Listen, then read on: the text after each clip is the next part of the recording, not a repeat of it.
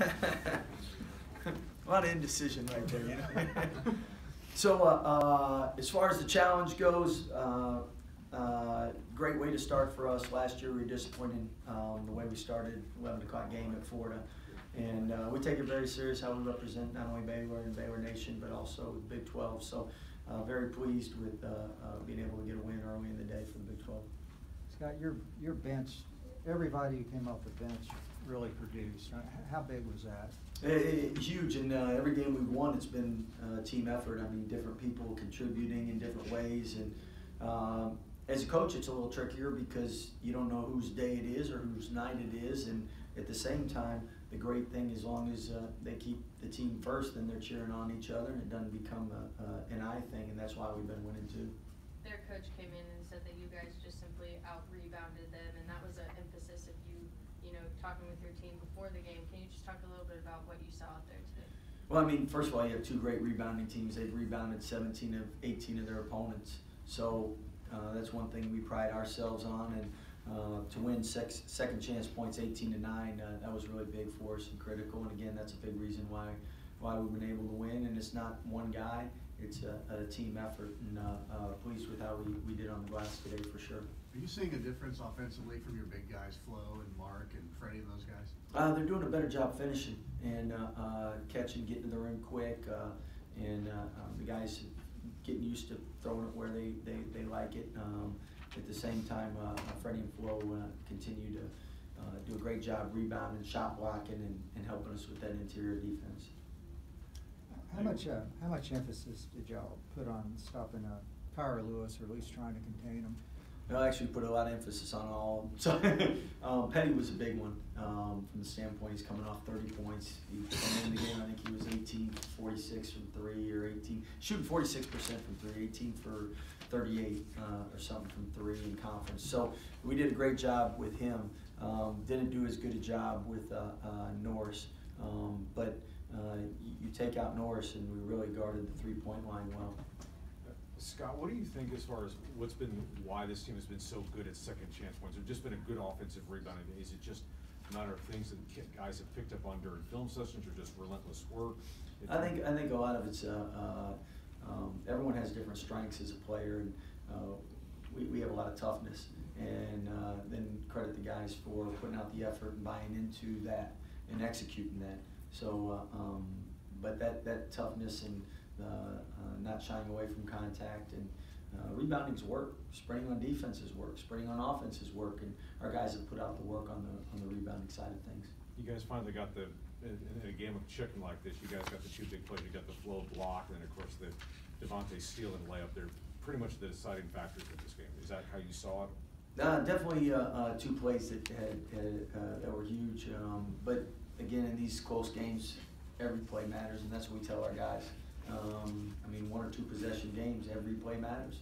But those were big and critical when they happened for sure. Scott, you had Devontae in there. I mean, Butler was on the bench. Devontae was in there late and had the 2 big steals. I guess number one, why was Butler not out there? And did you just kind of see that? I'd like to tell you I knew Devontae was going to do what he did, but we just felt we got Jared out because we thought he was tired. Yeah. We needed to give him a break and rest, and then Devontae was doing well. And when you're doing well, sometimes you let it ride. And I mean, that was a big time finish by Devontae. It was a great steal too. And that's again part of the team. I mean, different guys all stepping up, contributing, and you can get teams that, hey, why aren't I in? And now they become selfish. And now when you don't have that team attitude and that positivity, you don't win. So again, that's part of why we're winning right now. You also called his number on the inbounds play after he had just missed a 3, but he said that's like one of his favorite plays. Mm-hmm. We don't have to tell everybody that. But yeah. So I mean, one thing about Devontae is he's a really good shooter and he doesn't miss. Some guys, when they miss, it gets in their head. And I think Devontae just keeps shooting, so you don't have to worry about one shot affecting him. Can you talk about your defense? I mean, obviously, you know, if Makai is sitting out, you know, you guys are always clicking on offense with a lot of new guys on the team playing with each other. Is it exceeding your expectations where you thought you all may be right now in the season? Well, I mean, I see the predictions like everybody else, and I saw the Big 12 predictions, and based on how many new players, having only 3 returning lettermen, which was the fewest in the Power 5, you understand why you were predicted and picked where you're at. But that's why you play the game too, because who's ever predicted to win or should win doesn't always win. And you can't measure someone's heart, you can't measure how people are going to play for each other and how much they're going to care and how they're going to work and how they're going to develop during the year, and who's going to be able to go to class and get rest and focus on winning, and who's going to enjoy the social life of college. So it's kind of like the NBA. They try to decide who they can pay money to and not have them worry about getting out of shape and enjoying the money rather than staying on the grind and then getting better. Scott, this offense appears to be so much more efficient now since the calendar flipped to January. If so, what have you seen that's caused? Because you guys have been fewer low turnover numbers, pretty high assists. What have you seen? Well, I mean, first thing, we learned each other's names. Then we got used to playing with each other. And then now I think everyone's really been unselfish and really trying to hit the open guy and make the extra pass, and that's been contagious. And we've had a lot of games of 15 to 20 plus assists, and that's something that's and our bigs have really passed well as well. Scott, you made 2 straight tough Monday turnarounds on the road. Will that help maybe a little coming into the OU game? After the second one, I told you the same. I'll tell you the same on the third. I'll let you know after Monday. Yeah. But definitely coaches like routines. They like familiarity. Big thing is players got to do what they did to help prepare them for West Virginia. So, I mean, if they're not off their feet and eating right and resting, then we'll be in trouble on Monday. Have you seen much of OU yet, or? No, but the good thing about 11 o'clock game, you get to see more tonight. So I get to go to work on OU. As someone said, you get the privilege to watch game film today. Butler came out like on fire. Could you feel him putting extra pressure on himself this game because it's Alabama? Well, I was really pleased with Jared from the standpoint. Normally, when it's a rivalry game or you're playing a team that you know a lot of them, it means a lot to you. Normally, players try to push and they try to do too much and they don't let the game come to them. And we actually talked to Jared about that, and he said, "No, I'm going to be relaxed, let the game come to me, and not try to do too much." And that's exactly what he did. He took open shots, he made them. Was tremendous from the floor, 5 assists, 1 turnover, and really happy how he played. Speaking about players that aren't afraid to take shots about Devontae, Matthew Meyer seems to have settled a little bit and makes that extra pass like you were talking about. What do you see from him today? It seemed like he was electric out there. I thought his most complete game as far as letting the game come to him, yet still taking shots and being productive on the offensive end. And where I think the most advancement from Matt's game has come is from the defensive end. He's done a lot better defensively, and he's really tried to work on that. And he had 3 assists, 1 turnover, and he's really a good passer. So the offense is something people see easier than defense, and we've been really pleased with his defensive effort too.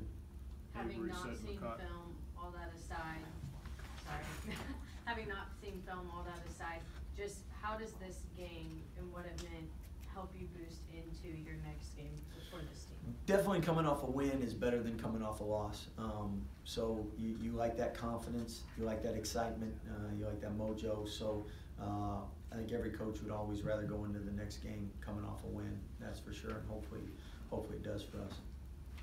Avery said Makai reminds him a little bit of a baby John Stockton. He had a pretty big second half. How have you seen him kind of coming along? Well, Makai is somebody that, again, we did our due diligence with. We saw him score 31 and bounces from the tournament, but more importantly, we saw a lot of his games leading up to that, and we're like, he's really good. And after 2 years of not being able to compete, but except for 1 game, I mean, he lost some athleticism, he lost some timing and some rust, and to me, getting injured again right before our first game and missing the first 3 games, it's taken him the month of December to really start to get back to what he's capable of doing. And I think, knock on wood and a lot of prayers, hopefully he stays healthy, because February will be better than January. Because the one thing is he's more athletic than he's been able to show, and he's been very well and he's very effective. But athletically, he's really talented and gifted, and I think he'll show more of that too, the more confidence he gets. Is there a little bit of that same thing with Mario, that it's taken him a while? I mean, he's had back-to-back really nice games. Definitely, I think when you sit out a year and then a lot of times if missing the beginning of the year and just getting that rhythm and consistency, and definitely he looks a lot more comfortable out there now than he did early on. Is Makai's ankle about as good as it's gonna be for the balance of the season, or what do you see there? No, I think that's healthy, but just again, it's like any athlete. You take 2 years off, it takes a while to get back to form, and that's as much mental as it is physical. Sure. Where'd the blood come from? I couldn't tell. I got bleeds about every game. We got to get him a cut doctor. He took a shot on the head, and I think it was I don't know if it was the ball that hit him or what, but it was a good cut. Okay. So he's had black eyes, cuts about everywhere. Said makes him look tough. So There you go. Thank you, Scott.